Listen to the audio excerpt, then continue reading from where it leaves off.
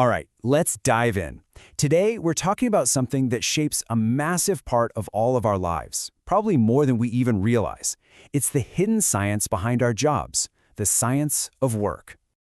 Okay, take a look at this number, 90,000. That's roughly how many hours the average person is going to spend at work over their entire lifetime. I mean, just let that sink in for a second. It's a huge chunk of your life, right?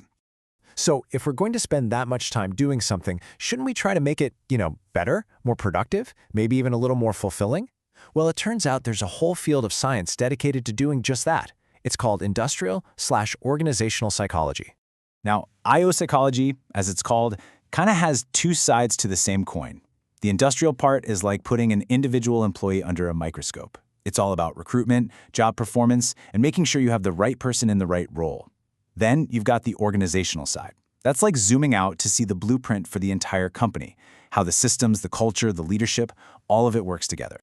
The story of how this whole field really got started is actually fascinating. It all began with a pretty simple experiment that led to a discovery that, honestly, nobody saw coming. So let me ask you a question. What do you think improves a worker's productivity more than better lighting? The answer is so unexpected, it completely baffled the researchers who first stumbled upon it. So picture this. It's the 1920s, and we're at the Hawthorne Electricity Plant. A team of researchers shows up with what seems like a really straightforward idea. Let's just figure out the perfect level of lighting to make people more productive. Simple enough, right? So first, they turned the lights up. And just like they thought, productivity went up. Great! Case closed. But then, they tried the opposite. They decreased the lighting, making it dimmer. And what happened? Productivity went up again. This was the moment they realized something else, something much more interesting was going on here. This became famously known as the Hawthorne effect. And here's the big punchline. It had nothing to do with the lights. It was the attention. The simple fact that someone was observing the workers, making them feel like their work mattered, that was the real driver of productivity. So how do you get from that surprising discovery to an entire modern profession? What does an IO psychologist actually do today? Well, they use a whole toolkit of strategies to build better, more effective workplaces.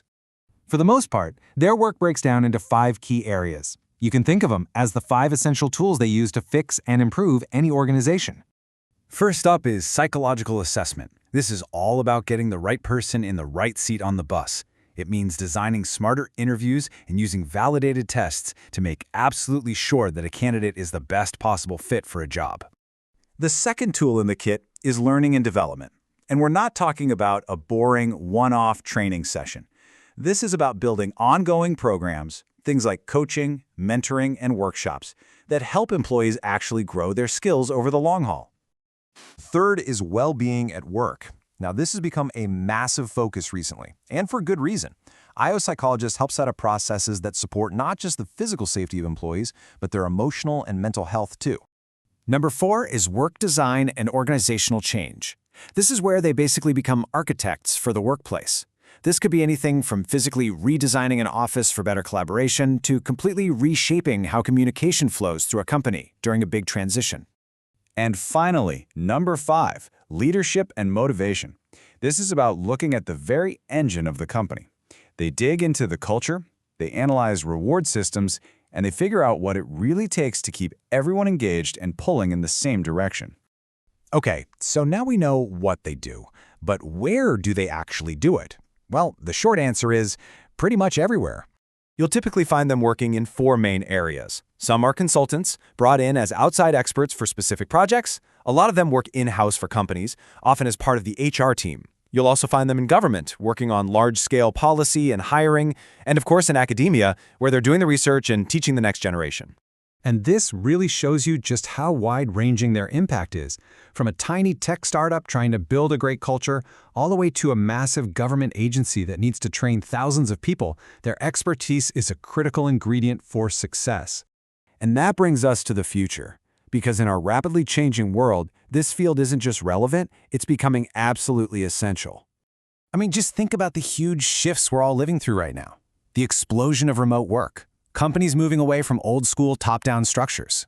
That intense focus on talent management. And the fact that our workplaces are more diverse and more global than they have ever been.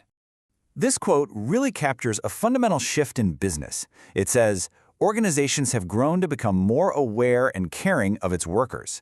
There is a realization and appreciation that workers are key to success.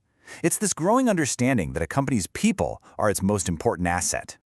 So what this all means is that as our work lives get more and more complex, you can't just leave things to guesswork anymore. You need science. You need a deep, evidence-based way to understand human behavior at work.